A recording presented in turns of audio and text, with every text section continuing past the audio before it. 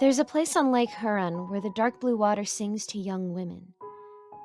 It is said that if you walk the shores of Lake Huron at night, the spirit of a young girl who lost her betrothed to the darkness of the Great Lake's depth will call to you until you meet her at the bottom of her watery grave. It is said that she herself made this journey into the cold, lonesome waters of Lake Huron on a crisp November night. The Witch of November had claimed another seaworthy ship, and by extension, the young girl. Now, I'd believed in the Witch of November, or that this girl had really met her end by the waters of Lake Huron. Regardless of my beliefs before, I do believe in the Witch of November now, and I believe she's different than any of the forlorn souls of those left behind could have ever guessed. Growing up in a place like Michigan, death is a normal part of life. People freeze to death alone in their homes every winter. Many have collapsed while standing on the assembly line making your cars, and many more have perished on our Great Lakes. It seems like a thing of the past to be lost in these bleak waters, but you'd be surprised. 2 years ago, I moved away from my lakeside home after something unthinkable happened.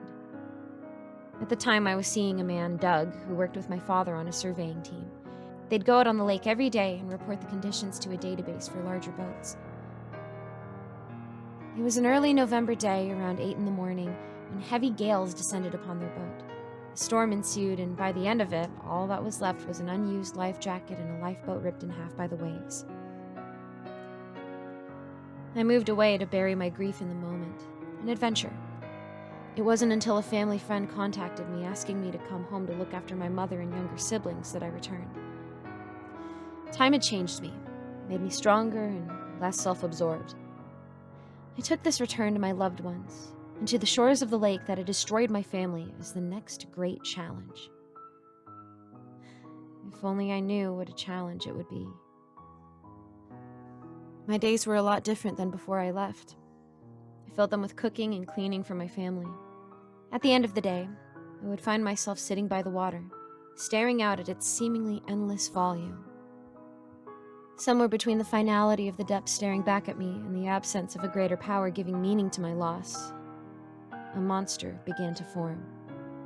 The monster was grief, the widow's wail in the night, calling to her man forever compressed within icy waters. She was a force I would wrestle with on a cold November morning. It was almost the anniversary of my family's tragedy, and I had put the little ones to bed early. I sat on the shore, this time accompanied by my mother. We were sharing drinks and stories of the men that had left us behind. The sun began to set, and my mother excused herself to go back into the house and tuck in for the night.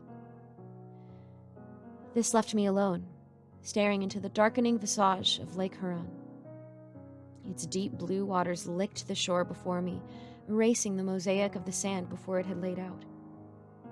I stared, musing at the futility of the lives spent on these shores until the sun had long since gone down. I was staring down at my boots when I felt the wind start to pick up and rip at the many layers I had on. I settled further into the wool blanket I draped around my shoulders. I leveled my gaze to the water before me and saw something stirring in the distance. A thick waft of fog was rolling above the waterline. I was transfixed on the development, following it intently with my eyes. The fog rolled onward toward the shore and subsequently me. The subject of my gaze was misty and white. There was a swirling quality about it, and I could now see that there was an object at the center. A familiar surveying boat was at the center of this fog, and accompanying it was a familiar sense of dread. My throat was thick with a sob that threatened to break as I watched the boat drift solemnly across the bleak water. Almost unconsciously, I found myself standing. Then, with one slow shuffle after another, I was descending into the frigid water before me. The prick of the nearly freezing water didn't register as tears began to fall freely from my eyes. Before I registered what was happening, I was waist-deep in dark, cold water and wading toward the all-too-clear image of the ship that haunted me. Finally, I stopped in my tracks as my brain caught up with my body. What I was seeing was impossible. And what I was doing was ridiculous. I couldn't swim right up to a boat that couldn't possibly be there. I stopped in my tracks and took in my surroundings, trying to ground myself and process what I was seeing. I looked all around me. Then I looked to the water right in front of me. There, in the water right in front of me, was the dark shape of a woman in the water. She was staring up at me like an unnatural reflection in the water, but it wasn't a reflection of me. It was a woman with slick, oily skin as dark as night, hollow black holes for eyes, and long braided hair. Her mouth was agape in a kind of silent scream. I began to back up, looking between the boat and the woman. When I moved, her gaze followed, and the image of the ship flickered. A whimper of fear escaped me, and I turned around to book it out of the water. As soon as I turned back to the sight before me, I felt cold, wet hands wrap around my midsection. All of a sudden, I was being pulled back into the water.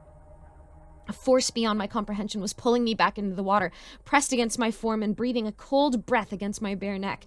Her breath was rancid and the air was foul. The body pressed against mine was thin and frail, thus exhibiting unnatural strength. Overpowering me, the thin arms pulled me underneath the surface of the water. When my head went below the icy water, my body tensed up and released a burst of energy. I was suddenly kicking and screaming for freedom. When I opened my mouth, cold water filled my mouth and then my lungs. Now fully panicked, I had twisted my body to face this terror that had pulled me under. Seeing her under the water, she looked completely different.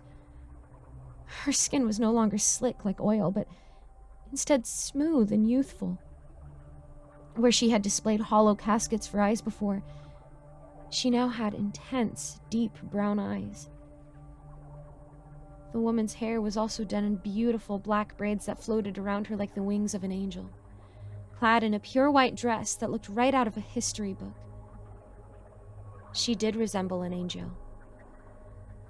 However, her face was twisted in a mask of hatred as she clawed at me and continued to try and pull me under with her. I felt myself getting dizzy as my lungs begged for mercy, and I knew I had to act. The woman went to grapple with me again, and when she did, I pressed my fingers into her eyes. I pressed as hard as I could, as if I were pressing ice out of a freezer tray, and I heard a sick pop. The woman tried to scream, but I couldn't hear anything under the water. I kicked away from her and pulled myself up to the surface, gasping for air. I oriented myself towards the shore and shed the wool blanket I carried with me so it wouldn't hold me down. I crawled desperately to shore and stuck a finger down my throat, forcing myself to heave up lake water. When I could feel myself regaining full facilities, I turned around to look at the scene I had left behind. There was no fog, no ship. But there was a dark, oily mass with hollow pockets for eyes, bearing into my soul, head barely bobbing out of the water. I scrambled inside, locking every door and window twice. The next day, I had a long talk with my mother about letting go, and we decided to move inland. I've had enough dealings with the Witch of November.